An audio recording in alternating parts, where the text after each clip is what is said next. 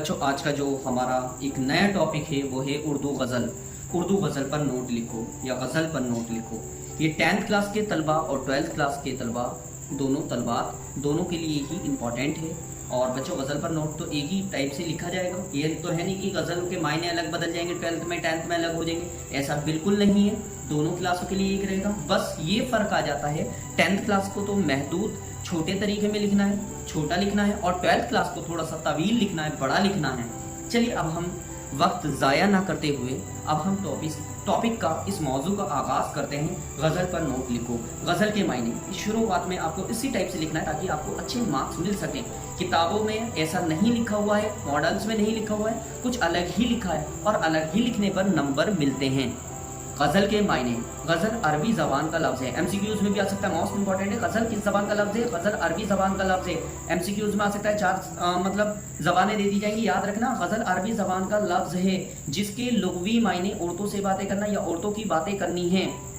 गज़ल की तारीफ, शायरी की इस्तिलाह में गज़ल ऐसी नज़्म को कहते हैं जिसमें जुदा जुदा अशआर ज़िंदगी के मुख्तलिफ मौज़ूआत जैसे इश्क़, तसव्वुफ उसको कहते हैं जो अल्लाह की शान में शायरी हो, गम, खुशी और ज़िंदगी के मसाइल बयान किए जाते हैं।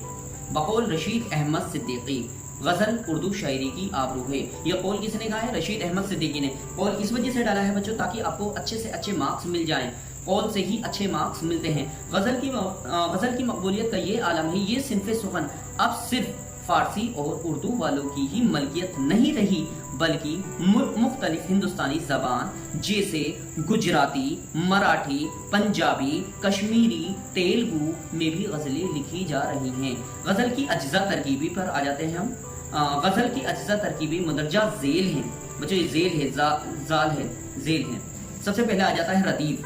रदीफ इस लफ्ज़ को कहा जाता है जो गज़ल के पहले शेर के दोनों मिसरों के आखिर में इस्तेमाल हो।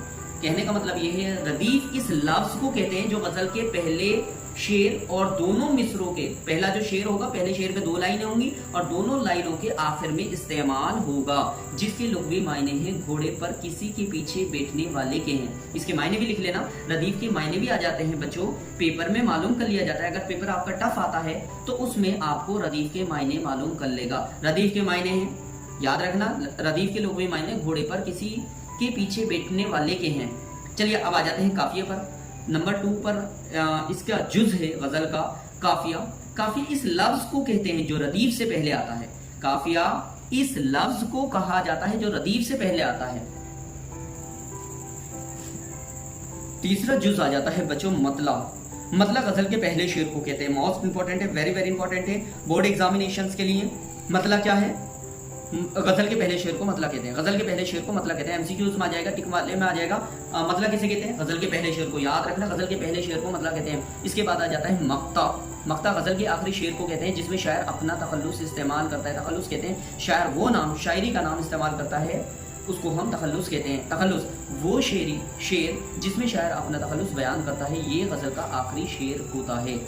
गज़ल के मशहूर शोरा, ये मोस्ट इंपॉर्टेंट है 10th क्लास वालों के लिए।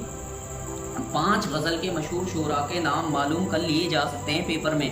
ये बच्चों 5 नंबर का क्वेश्चन आएगा। गज़ल के 5 मशहूर शोरा के नाम लिखो। आप लिख देना, वली हैं, गालिब हैं, दाग दहलवी हैं, इकबाल हैं, मीर तक़ी मीर हैं। ये गज़ल के 5 मशहूर शोरा हैं। 10th क्लास को तो बस इतना ही लिखना है। ये 10th क्लास के लिए इतना काफ़ी है, डेट्स इट, इतना काफ़ी है, इससे ज़्यादा नहीं लिखना। लेकिन अब आ जाते हैं हम 12th क्लास के लिए। 12th क्लास को ये पूरा का पूरा ये लिखना है। आइए अब हम गालिब की गज़ल से इसकी वजाहत करते हैं। 10th क्लास में इसका एग्जाम्पल भी देना है। अगर किसी मतलब तलबा की जो 10th क्लास में उसकी स्पीड अच्छी है, राइटिंग स्किल अच्छा है और लिखने की रफ्तार तेज़ है तो वो पूरा भी लिख सकता है। पूरा लिख देगा, कोई मतलब बुरी बात नहीं है, अच्छी बात है, नंबर और अच्छे मिलेंगे, इसमें ही काफ़ी नंबर मिल जाएंगे। लेकिन अगर वो पूरा लिख देता है तो कोई दिक्कत की बात नहीं है, ये नहीं कि नंबर कटेंगे। लेकिन 10th क्लास की स्पीड, राइटिंग स्किल इतना अच्छा नहीं होता है, राइटिंग की रफ्तार इतनी अच्छी नहीं होती, जिससे उनका दूसरा टॉपिक, दूसरा क्वेश्चन का आंसर छूट सकता है। इस वजह से 10th क्लास के जितने भी तलबा हैं वो इतना लिखेंगे, और जिसकी स्पीड अच्छी है, राइटिंग स्पीड अच्छी है, तो वो पूरा भी लिख सकता है।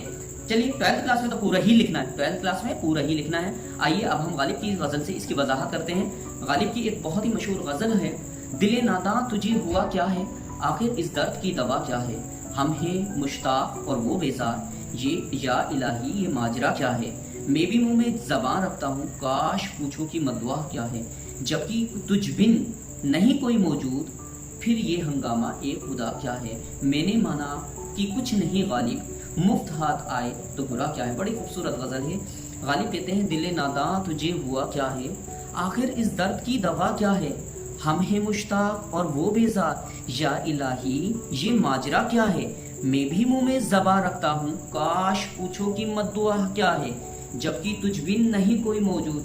ये ए खुदा तेरे बिना पत्ता भी नहीं हिलता, फिर ये हंगामा ए खुदा क्या है। ए मेरे रब, ये जो दुनिया में हंगामा हो रहा है, ये जो एक इनकलाब बर्पा हो रहा है, ये हंगामा क्या है, अगर तेरे बिना कोई पत्ता भी नहीं हिलता। ये इसकी बच्चे तशरीह है। मैंने माना कि कुछ नहीं गालिब, मुफ्त हाथ आए तो बुरा क्या है।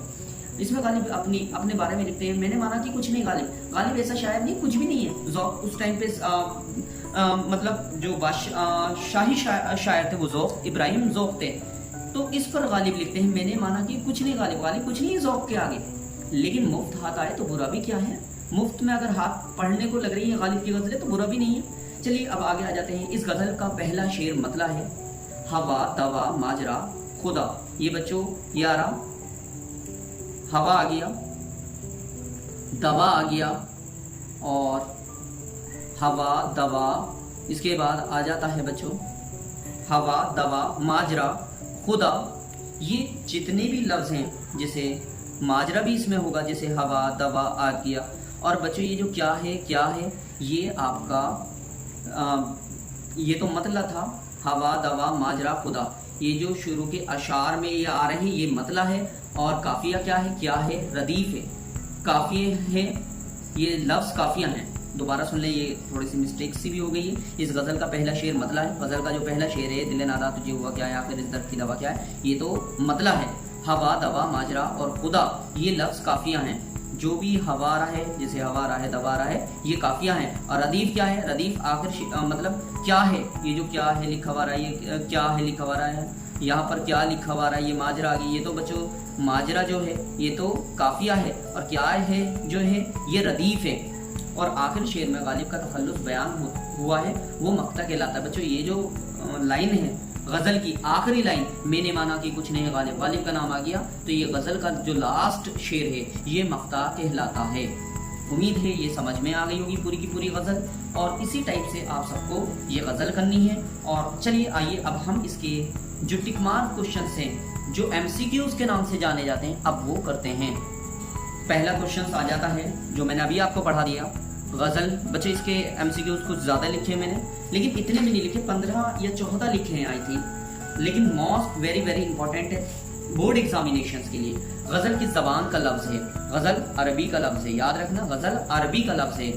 दूसरा क्वेश्चन आ जाता है, गज़ल उर्दू शायरी की आबरू है, ये कौल किसका है। बच्चों याद रखना गज़ल उर्दू शायरी की आबरू है, रशीद अहमद सिद्दीकी ने लिखा है। बच्चों गज़ल पर जो भी तारीफ हो रही है वो रशीद अहमद सिद्दीकी कर रहे हैं, और जो सबसे ज़्यादा बुराई हो रही है वो अल्ताफ़ हुसैन हाली कर रहे हैं। कुछ और शोरा में, लेकिन गज़ल में सबसे ज़्यादा नाम गज़ल की तारीफ में रशीद अहमद सिद्दीकी का आ जाता है। वैसे ये कौल आपको याद रखना है, वेरी इंपॉर्टेंट है। गज़ल उर्दू शायरी की आबरू है, ये किसका कौल है, रशीद अहमद सिद्दीकी का। इसके बाद आ जाता है, गज़ल के सबसे अच्छे शेर को कहा जाता है।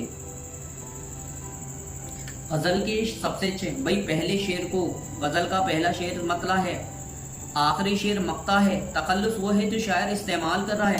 गज़ल का सबसे अच्छा शेर याद रखना, गज़ल का सबसे अच्छा शेर बैतुल गज़ल है। गज़ल की गर्दन बेतकल्लुफ उड़ा देनी चाहिए, याद रखना मोस्ट इंपॉर्टेंट है ये बोर्ड एग्जामिनेशंस के लिए। अज़मतुल्लाह खां गालिब, गज़ल की गर्दन बेतकल्लुफ उड़ा देनी चाहिए, किसका कौल है, अज़मतुल्लाह खां गालिब। इसके बाद आ जाता है, गज़ल नीम वहशी सुखन है, किसने कहा, कलीमुद्दीन ने कहा। बच्चों गज़ल नीम वहशी सुखन है, किसने कहा ये बात कही थी कलीमुद्दीन ने कही थी। इसके बाद आ जाता है, उर्दू का पहला साहिब दीवान शायर, उर्दू का पहला साहिब दीवान वो शायर जिसका सबसे पहले दीवान छपा हो, वो है मोहम्मद कुली, वो है बच्चों कुली कुतुब शाह। ये गोलकुंडा के बादशाह भी रहे हैं, और इनकी दो बातें मतलब काबिल तारीफ है। एक तो उर्दू के सबसे पहले साहिब दीवान शायर हैं, और दूसरी बात ये है जो शहर बसाया था वो भी कुली कुतुब शाह ने ही बसाया था। खैर आपको तो इतना याद रखना है, उर्दू का पहला साहिब दीवान शायर कुली कुतुब शाह है। इसके बाद आ जाता है मतला किस शेर को, मतला किस कहलाता है, पहला शेर कहलाता है जो आपको पता है। मतला कौन, मतला क्या है या क्या कहलाता है, गजल का पहला शेर मतला कहलाता है। बच्चों ये 8वां क्वेश्चन आ जाता है, गजल का हर शेर मानवी एतबार से, ये पिछली बार बोर्ड एग्जाम्स में भी मालूम किया गया है। याद रखना गजल जो है एक शेर में एक बात कहनी मुकम्मल होती है, चाहे वो कितनी भी बड़ी बात हो कितनी भी छोटी हो, बस एक शेर में मुकम्मल करनी होती है। दूसरा शेर में दूसरी बात होती है। तो गजल का हर शेर मानवी एतबार से जुदा गाना होता है, एक दूसरे से जुदा होता है।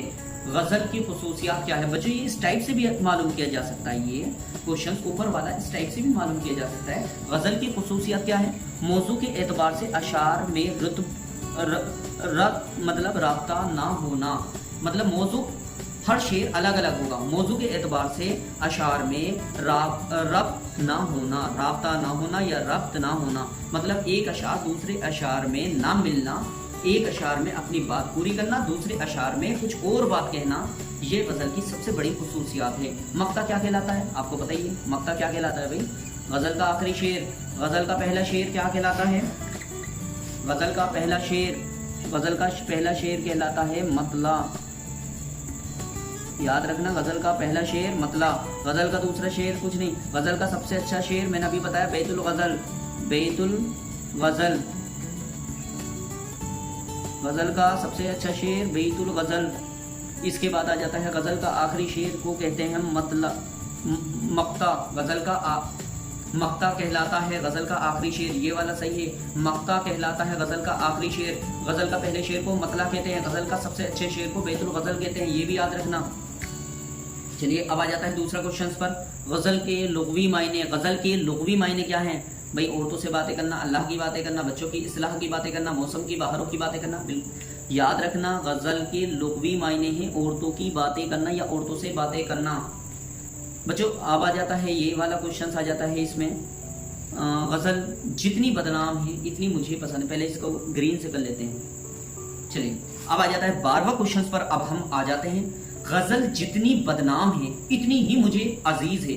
ये मैंने आपको बताया जब भी गजल की तारीफ होगी वो रशीद अहमद सिद्दीकी ही करेंगे। गजल जितनी बदनाम है इतनी मुझे अजीज है, रशीद अहमद सिद्दीकी ने कहा है ये कौल। अब बच्चों तीसरा आ जाता है, इनमें कौन सूफी शायर है। क्वेश्चन ये इस टाइप से भी आ सकता है और क्वेश्चन इस टाइप से भी आ सकता है, इनमें से कौन तसव्वुफ की शायरी करता है। तसव्वुफ की शायरी, अल्लाह की शायरी। सूफी शायर जो सूफी संत शायर होते हैं कौन है, याद रखना मीर दर्द हैं, कोई नहीं है मीर दर्द हैं। सूफी शायर कौन है, दो टाइप से ये क्वेश्चन बन सकता है बोर्ड एग्जाम्स में, इनमें से सूफी शायर कौन है ये आ सकता है, या इनमें से तसव्वुफ की शायरी कौन करता है, मीर दर्द करते हैं, याद रखना। चलिए बच्चों अब आ जाते हैं 14वें क्वेश्चन पर, उर्दू गजल का नक्शे अवलीन किसे कहा जाता है। ये बच्चों मैं आपको अगली वीडियो में बताऊंगा।